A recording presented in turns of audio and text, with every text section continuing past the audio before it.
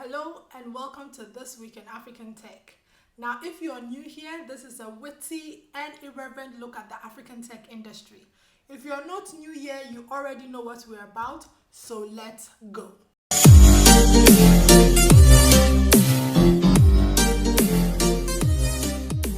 Next up is the rapid fire news. Here we talk about who's raised money, who's doing well, and who is not. Here comes the money. First, the 95 million South African SME Fund and the Department of Science and Technology's Technology Innovation Agency has revealed that it will invest $16 million together in two new funds, a new biotech fund and a university technology fund. Egypt's Minister for Communications and Information Technology, Talaa, has announced that the Central Bank of Egypt is planning to launch a 50 to 100 million fintech fund by early next year.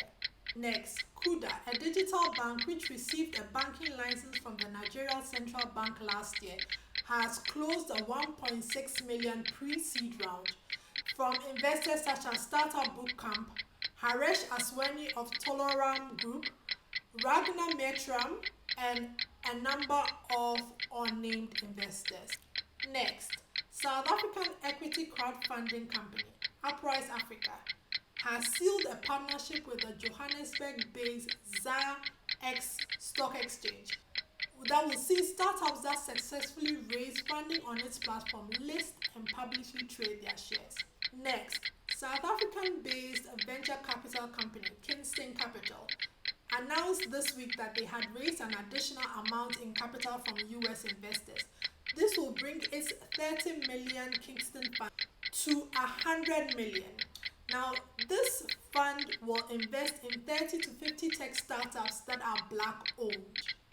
Women in Tech Africa, Africa's largest Women in Tech festival, will happen across Ghana, Kenya, Zimbabwe, and Mauritius in October 2019. If you want to attend any of the events, please go to www.womenintechafrica.com or www.womenintechweek.com.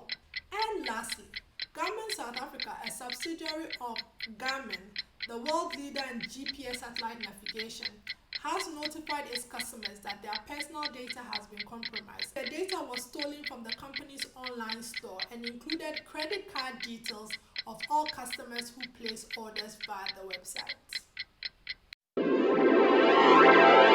Now here is the segment we call the Meteor News.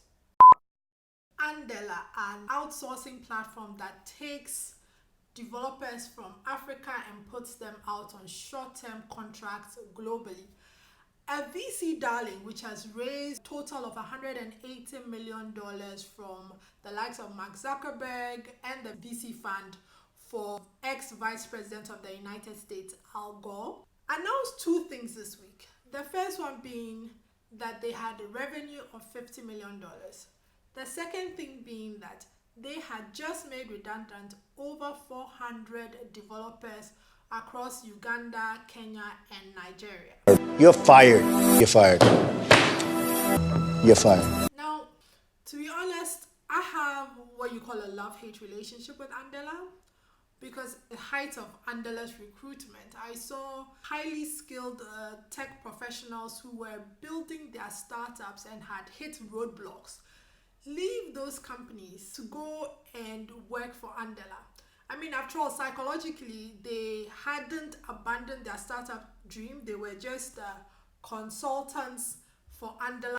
And I felt that there was a brain drain. But I have questions. I know there have been many think pieces on the redundancies and there are articles flying all over the place. So I'm not going to relitigate those. I think everybody has heard them.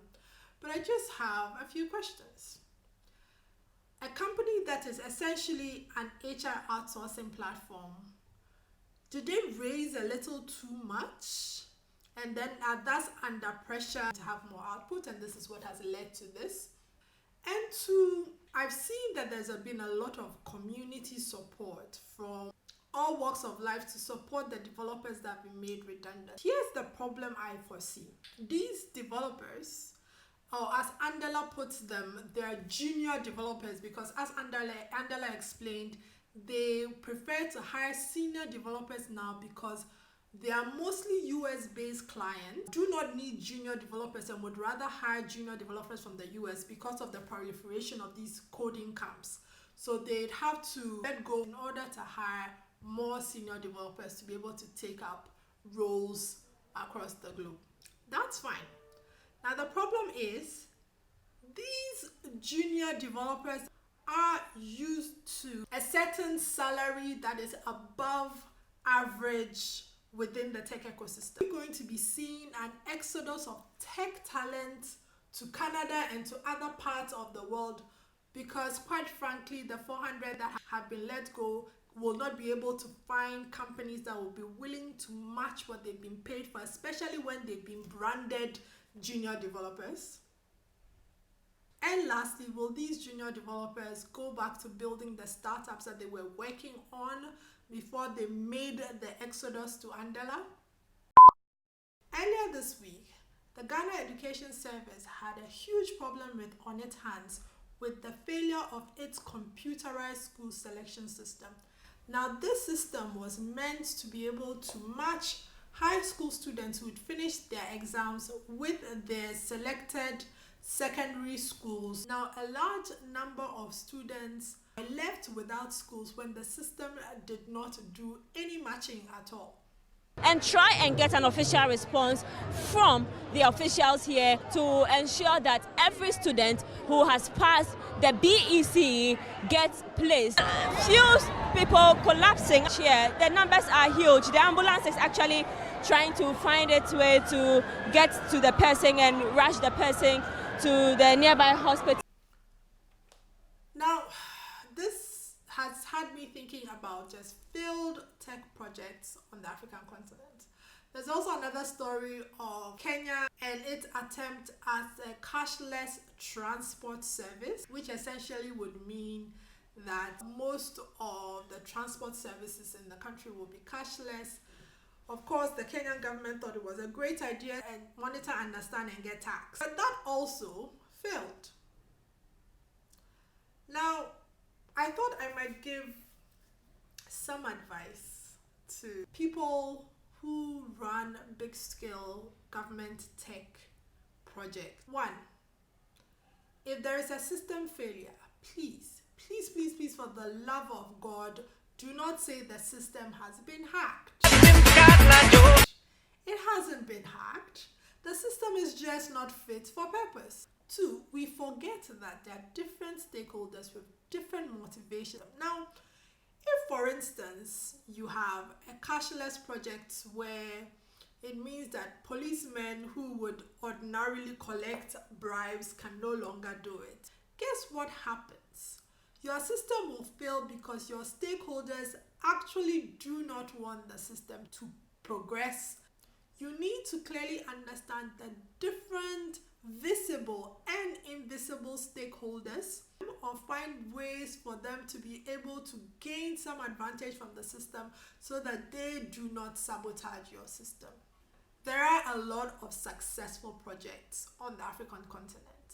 For instance, Rwanda's ability to provide business and SME services quickly online, Kenya's ability to provide a large number of e-services to its citizens, and even Ghana's GCnet, a system that provides a single window for all parties in the customs clearing process. Please learn from these projects. Actually, what might be good will be some sort of manual based on all the learnings. If anybody wants to do that research, please do it on all the big African government tech projects, and maybe we will avoid throwing money away consistently. This is the end of This Week in African Tech. If you really like what we're doing here, like, comment, and share. Now, if there's something you think we should have talked about that we didn't talk about, and if you disagree with any of the things that we said, please share with us in the comments. I leave you with this video.